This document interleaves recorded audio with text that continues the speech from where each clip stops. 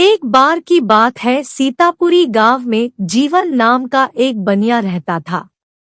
उसका काम कुछ अच्छा नहीं चल रहा था, इसलिए उसने धन कमाने के लिए विदेश जाने का फैसला किया। उसके पास कुछ ज्यादा पैसे या कोई कीमती वस्तु नहीं थी। सिर्फ उसके पास एक लोहे का तराजू थी। उसने वो तराजू साहूकार को धरोहर के रूप में दे दिया और बदले में कुछ रुपए ले लिए।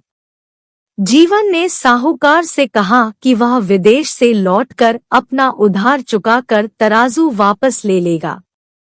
जब 2 साल बाद वह विदेश से लौटा तो उसने साहूकार से अपना तराजू वापस मांगा। साहूकार बोला कि वो तराजू तो चूहों ने खा लिया। जीवन समझ गया कि साहूकार की नीयत खराब हो गई है और वह तराजू वापस करना नहीं चाहता। तभी जीवन के दिमाग में एक चाल सूझी। उसने साहूकार से कहा कि कोई बात नहीं, अगर तराजू चूहों ने खा लिया है तो इसमें तुम्हारी कोई गलती नहीं है, सारी गलती उन चूहों की है।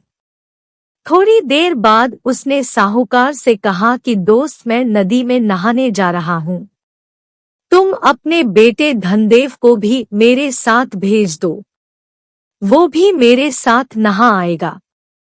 साहूकार जीवन के व्यवहार से बहुत खुश था, इसलिए उसने जीवन को सज्जन पुरुष जानकर अपने बेटे को उसके साथ नहाने के लिए नदी पर भेज दिया। जीवन ने साहूकार के बेटे को नदी से कुछ दूर ले जाकर एक गुफा में बंद कर दिया।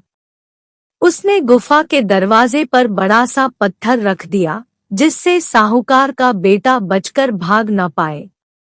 साहूकार के बेटे को गुफा में बंद करके जीवन वापस साहूकार के घर आ गया।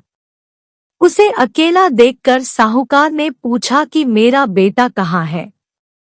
जीवन बोला कि माफ करना दोस्त, तुम्हारे बेटे को चील उठाकर ले गई है।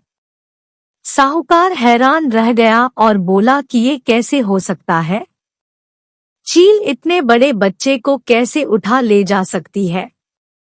जीवन बोला, जैसे चूहे लोहे के तराजू को खा सकते हैं, वैसे ही चील भी बच्चे को उठाकर ले जा सकती है। अगर बच्चा चाहिए तो तराजू लौटा दो। जब अपने ऊपर मुसीबत आई तब साहूकार को अक्ल आई। उसने जीवन का तराजू वापस कर दिया और जीवन ने साहूकार के बेटे को आजाद कर दिया। कहानी की सीख, जो जैसा व्यवहार करता है उसके साथ वैसा व्यवहार करो, ताकि उसे अपने गलती का एहसास हो जाए।